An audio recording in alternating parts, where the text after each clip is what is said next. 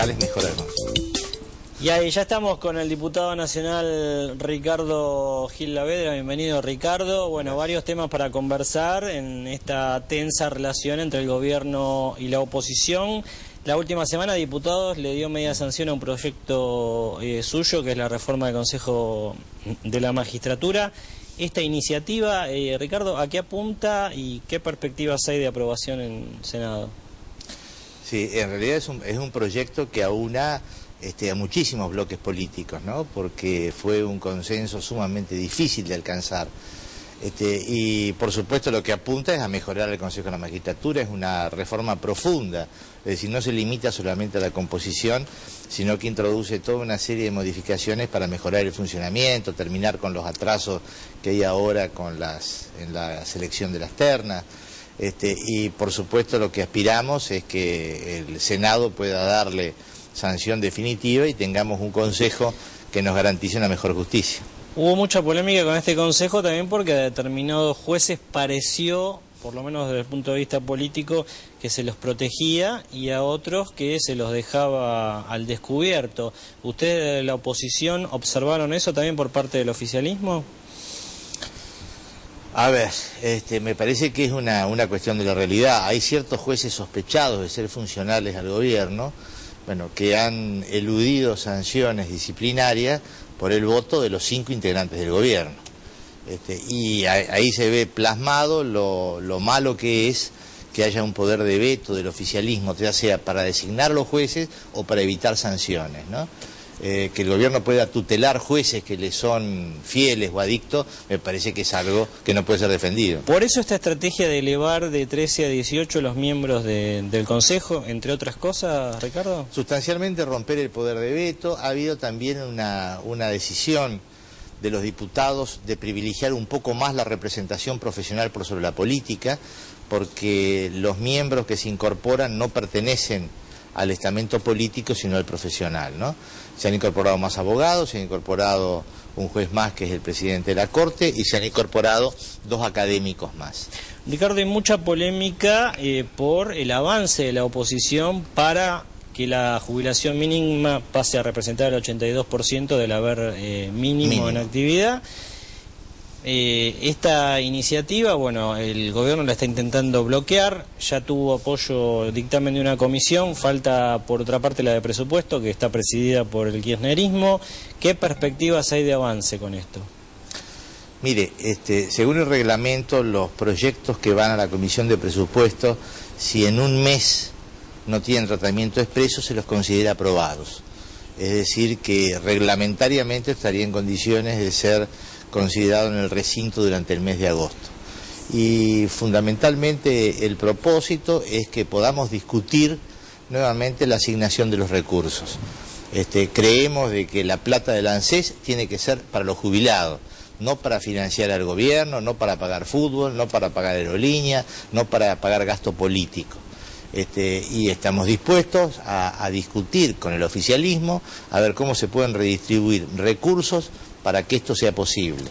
Nosotros en el próximo bloque vamos a presentar un informe a fondo de la situación de las líneas argentinas, pero usted mencionaba el fútbol. Se conoció en las últimas horas un informe que indica que el Estado ya lleva invertidos, yo digo plata a pérdida, 550 millones de pesos en el denominado fútbol para todos.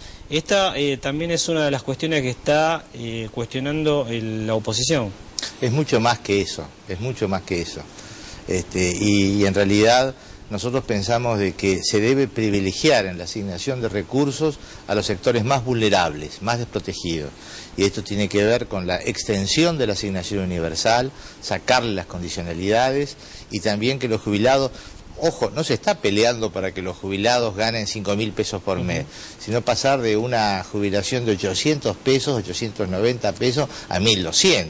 Pero sobre todo me parece que además de la cuestión jubilados, está también el sentido de alguna manera, consensuar más o conversar más, dialogar más sobre qué se hace con los fondos públicos y tratar de frenar un poco que el Estado o el gobierno, en este caso, eche mano constantemente de la caja del ANSES para gasto corriente o para tapar el bache que sea, ¿no?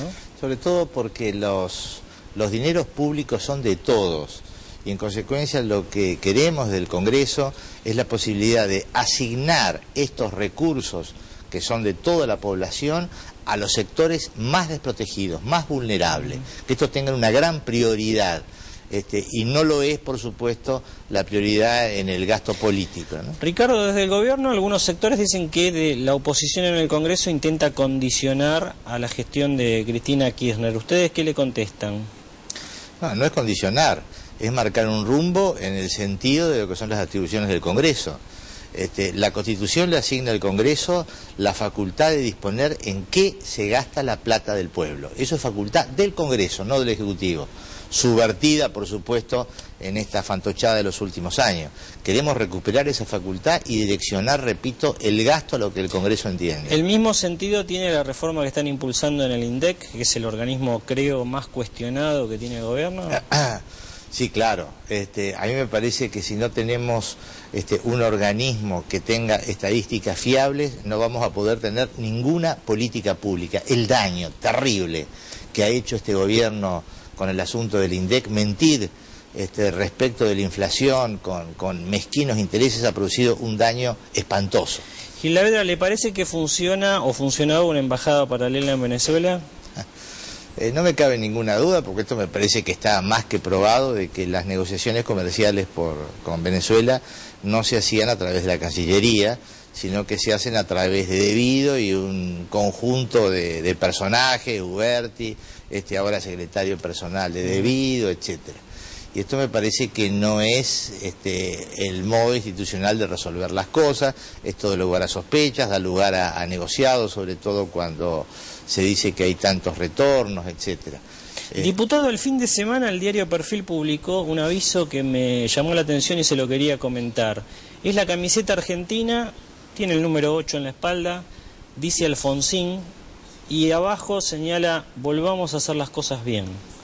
Es un poco esto también lo que se está tratando de posicionar del radicalismo, un volver a hacer desde los gobiernos, desde las instituciones, las cosas bien y retomar tal vez esa institucionalidad mayor que tuvo el gobierno de Alfonsín desde el 83. Seguramente el radicalismo está en un proceso de franca recuperación y queremos constituir una alternativa de gobierno para el año que viene. Por supuesto, no solo nosotros, sino junto con otras fuerzas políticas que son afines. Pensamos en concreto en el Acuerdo Cívico y Social, en el GEN, el socialismo, la coalición cívica. Y desde su punto de vista personal, ¿qué dirigente en este momento representa más esas virtudes? Le pongo dos, para no ampliar tanto la pregunta. ¿Alfonsín o Cobos? Sí, me parece que no tiene sentido en este momento hablar de cuál es mejor. Son dos candidatos que, sobre todo Cobos ha manifestado su intención de ser presidente, Alfonsín todavía no, pero no cabe ninguna duda de que es un presidenciable en potencia. Es tan dinámica la política argentina de que hablar esto en julio del 2010 para elecciones que se van a hacer en octubre del 2011 o en agosto las internas, falta muchísimo, ¿no? Ricardo, gracias. Al contrario. Ahí estaba, el diputado nacional Ricardo Gilavedra. Las primarias abiertas y obligatorias van a ser el 14 de agosto del 2011. Una pausa y ya venimos con todo el informe sobre la realidad triste de Aerolíneas Argentinas.